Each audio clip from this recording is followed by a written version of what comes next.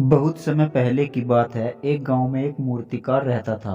उसे एक मूर्ति बनाने के लिए पत्थर की जरूरत थी। वह पत्थर खोजने के लिए जंगल में चला गया। वहां पर उसे एक अच्छा और सुंदर सा पत्थर मिल जाता है जिसे मूर्ति का आकार देना बहुत ही आसान था।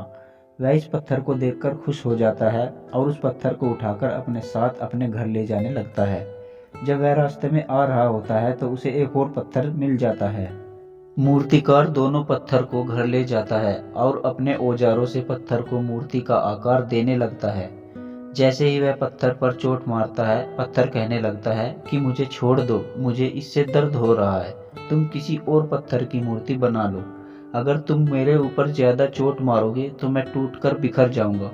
पत्थर की यह बात सुनकर मूर्तिकार को उस पर दया आ जाती है और वह उस पत्थर को छोड़ देता है और दूसरे पत्थर की मूर्ति बनाने लग जाता है। यह पत्थर कुछ नहीं बोला और कुछ ही समय में मूर्तिकार इस पत्थर को एक भगवान की मूर्ति में बदल देता है।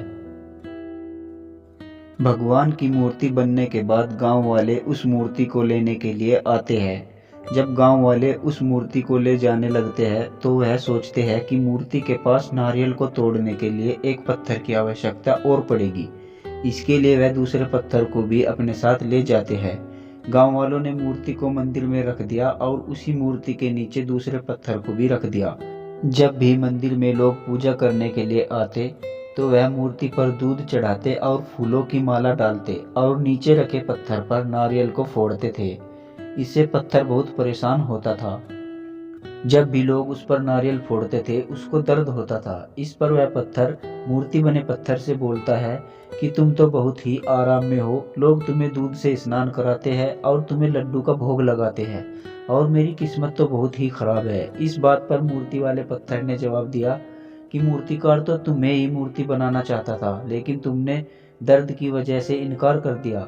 अगर तुम उस समय ऐसा नहीं करते तो शायद आज मैं तुम्हारी जगह पर होता और लोग मेरे ऊपर नारियल फोड़ रहे होते। लेकिन तुमने शुरुआत का दर्द सहन नहीं किया और तुमने आराम का रास्ता चुना, जिसकी वजह से अब तुम्हें दर्द सहना पड़ रहा है।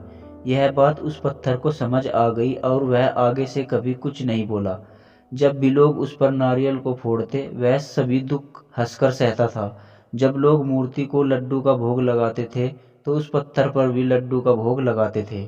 इस कहानी से हमें यह सीख मिलती है कि हमें कभी भी किसी कठिन से कठिन परिस्थिति में घबराना नहीं चाहिए, क्योंकि शुरुआत में हमारे जीवन में कठिनाइयाँ आती है लेकिन बाद में सब कुछ ठीक हो जाता है।